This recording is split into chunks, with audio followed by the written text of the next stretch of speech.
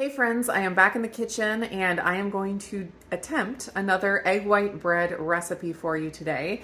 So my last egg white bread recipe was the yeasted next level butter buns. So these were the buns that I put the yeast in and allowed them to rise, and then also they had the frozen shredded butter in there, so they got this incredible inside texture with a whole bunch of bubbles.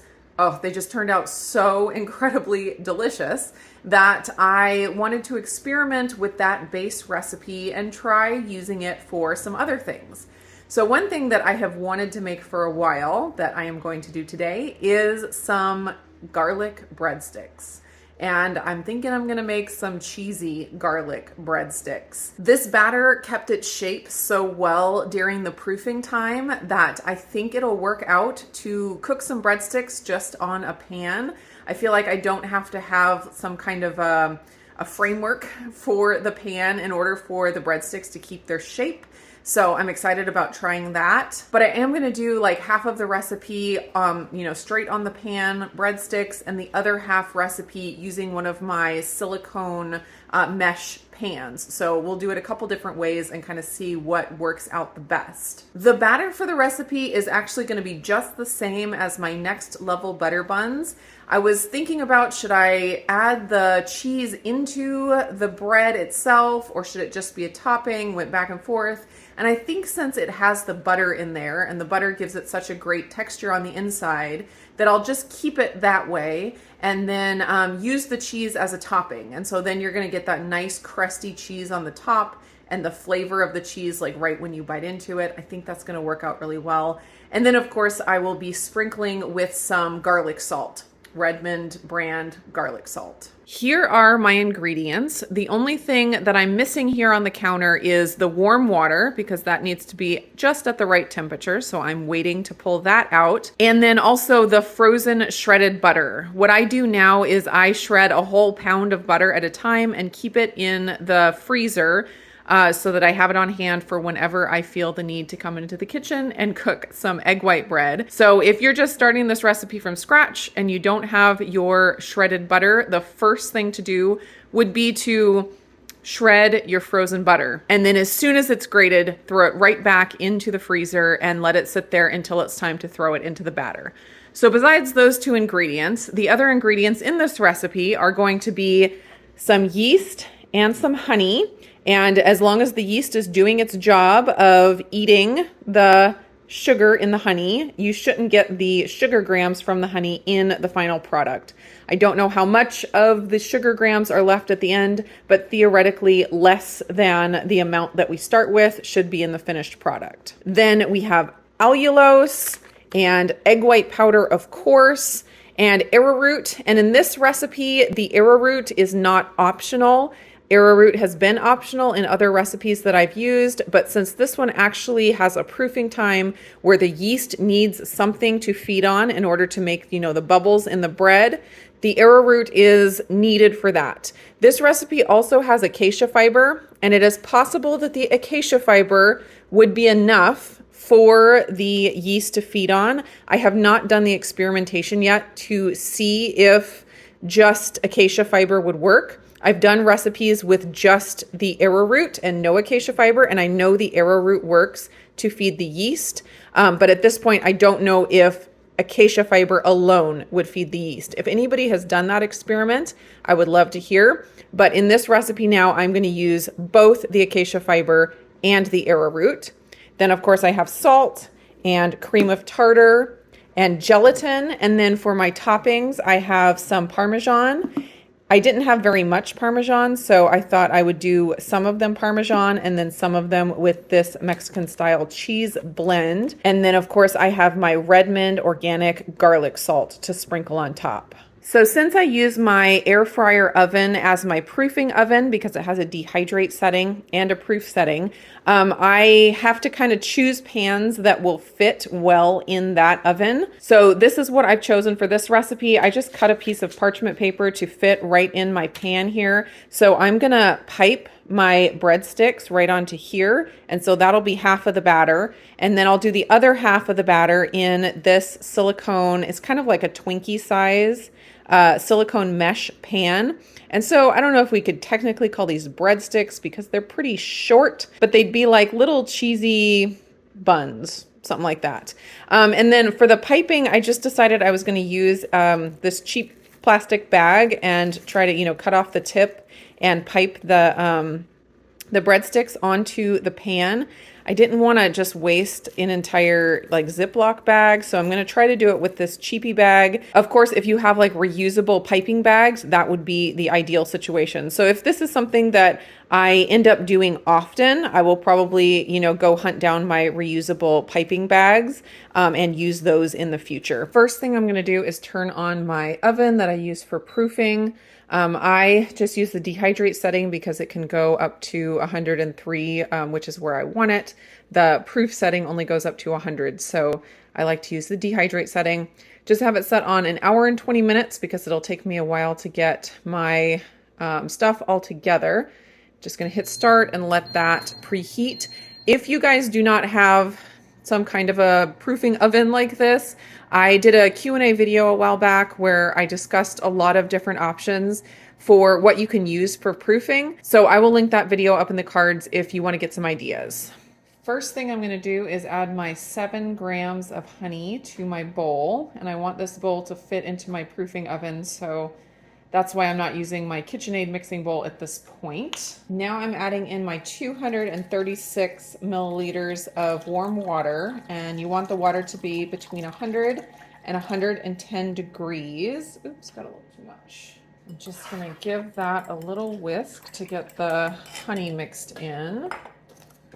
Next ingredient is 9 grams of active dry yeast. And that is the same as 1 packet. It comes in 2.25 teaspoon amounts, which is also 9 grams. So I am going to put this in my proofing oven to sit while I get the rest of my ingredients together.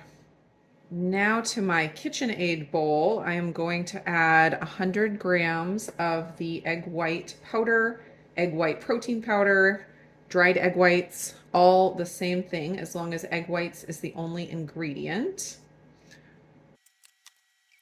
2 tablespoons or 18 grams of allulose.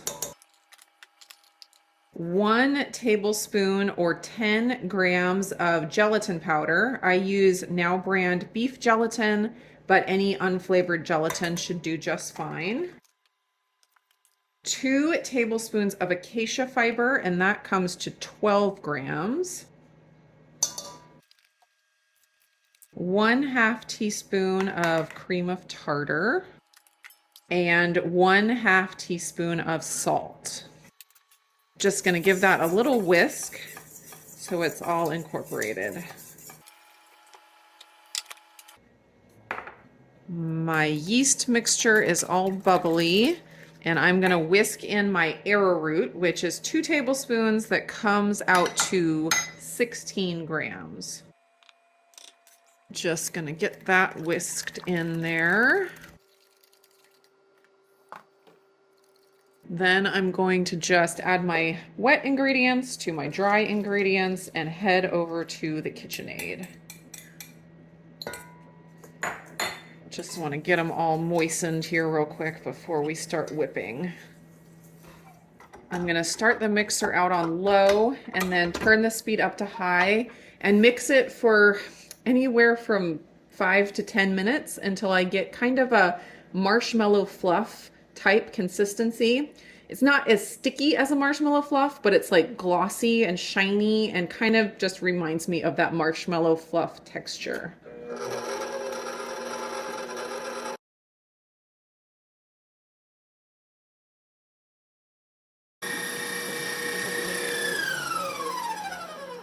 All right, it took me about 6 minutes to get this to this texture. And that's what I'm going for. So now I'm gonna throw in my 120 grams of shredded frozen butter. That's the same as 1/2 cup stick or 4 ounces. Just gonna turn my mixer on low. Because I don't wanna whip it, I just want them to get fully mixed in.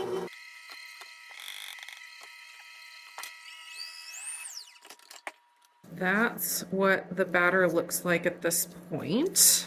Just giving it a quick stir to make sure everything got incorporated. And I have my plastic bag kind of around this bowl. It was a little bit, the bowl was a little bit too big to get it to fit all the way around, but I'm just trying to get the batter in without making too much of a mess.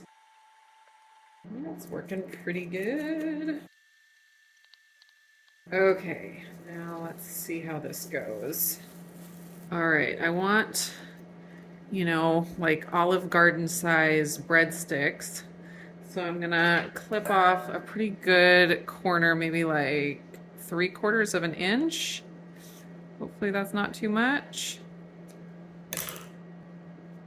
All right, let's see how this works. Ooh, so far, so good.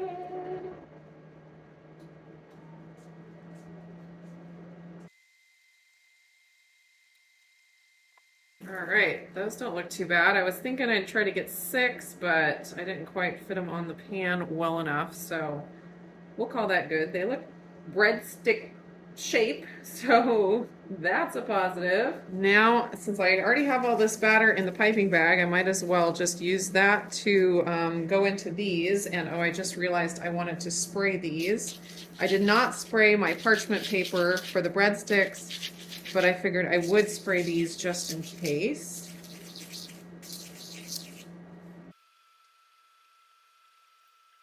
Oh, will I get 6? I think I might.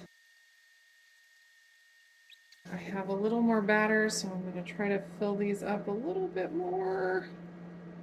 I don't want to waste it. If I had gotten 6 breadsticks on there, it would have made a perfectly 6 of these, I think. But we'll just make these a little bit extra tall, and they will be delicious.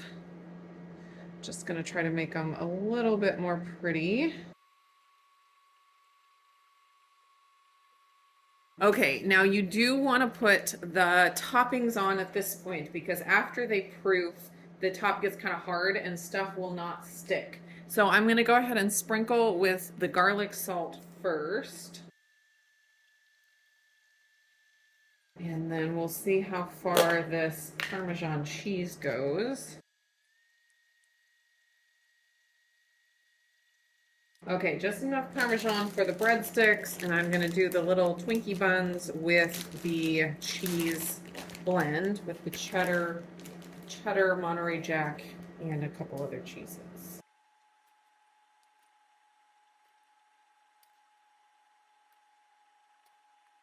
These are going to head into the proofing oven for 1 hour, and I'm going to pray that they do not flatten out into pancakes.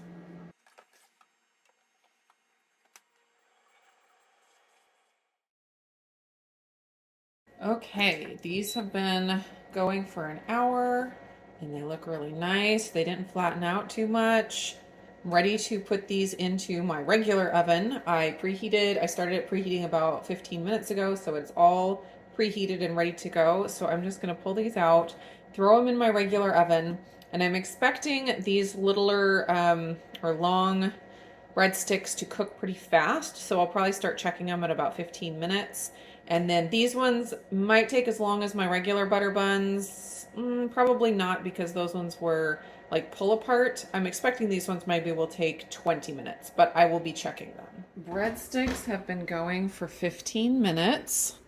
That's what they look like. It's kind of interesting. They didn't brown on the top quite as quickly as they browned on the bottom, even though I had the rack like one above the middle. That's how I usually cook my egg white bread, because the bottom browns faster.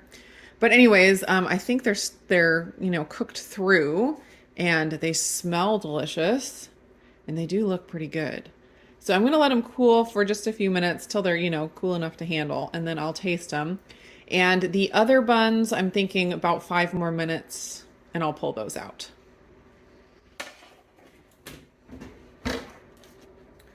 All right, these are the cheesy buns, and they are looking pretty gorgeous.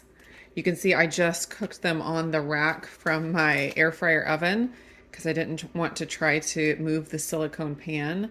after, after it was already filled.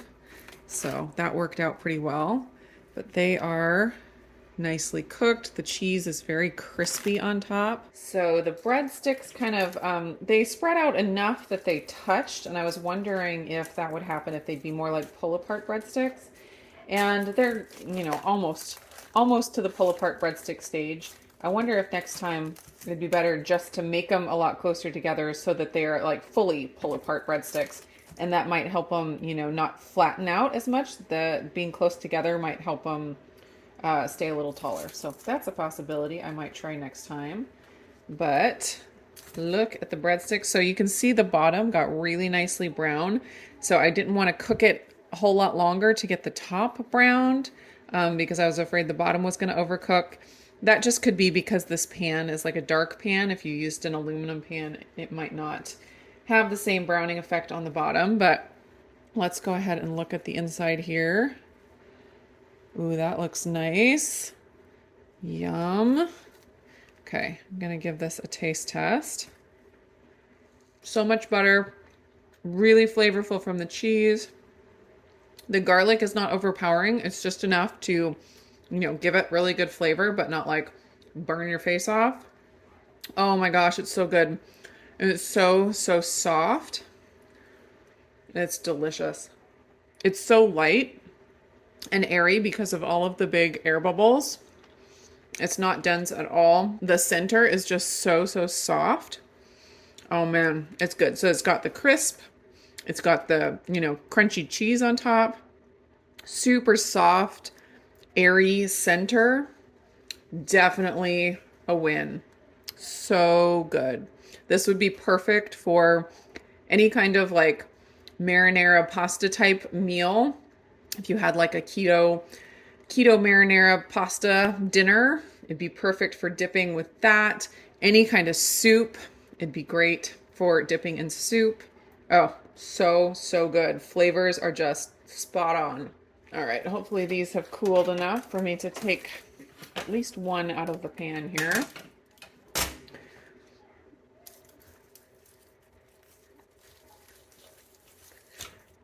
The bottoms on these got nicely brown as well, but not burnt, so that is wonderful. They just look perfect. That one's wanting to stick just a little bit to the bottom, which is annoying.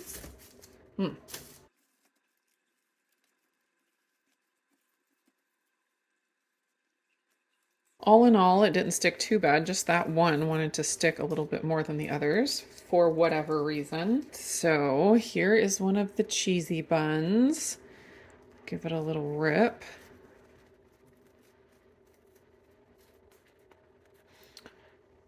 That looks amazing. The cheese is very crunchy, so it's going to give you that nice crunch. Again, the center is just super soft, pillowy soft with like the crispy, buttery bottom. Give a quick taste test of this. Again, it is super delicious. Like, how can you go wrong with butter and cheese? It's so good. I think I like the Parmesan better just because it's more of a punch of flavor. The Mexican cheese blend, it just wasn't quite as, it's not quite as flavorful. So probably stick with the Parmesan next time. I do like the amount of fluffy center on this one. I think there's a good ratio of fluffy center to crispy outside. So I think I'd probably go for this size bun again. But then of course you can't really call these breadsticks. So if these were like twice as long, then you could. But yeah, I'm thinking I just like the overall mouthfeel of the more fluffy center. Yeah, and I do love the texture that the silicone pan gives to the bottom of the bread. It's just got this nice crunch to it that you just kind of lose when it's still a little bit crunchy, but it's just not the same texture that you get with the silicone pans. Let me show you real quick what it looks like on the inside when I cut it, because it does look different than when it's ripped. You can see all those nice big air bubbles, Again, super soft and delicious. So takeaways, I like the Parmesan a little bit better than the cheddar, but they're both good. And I kind of like the more fluffy inside rather than the less. But none of these are going to go to waste. These are all phenomenal, delicious. And if you don't have a pan like this, you can totally just pipe it out or spoon it out. You could do like a drop biscuit type thing. You could also still do the pull apart rolls with the ice cream scoop and put the cheese and the garlic powder over it. The cook time would just be like 25 minutes rather than the 20 or the 15 minutes. So I hope you guys enjoyed this experiment in the kitchen. I hope you're all doing great, and I will see you again in the next video.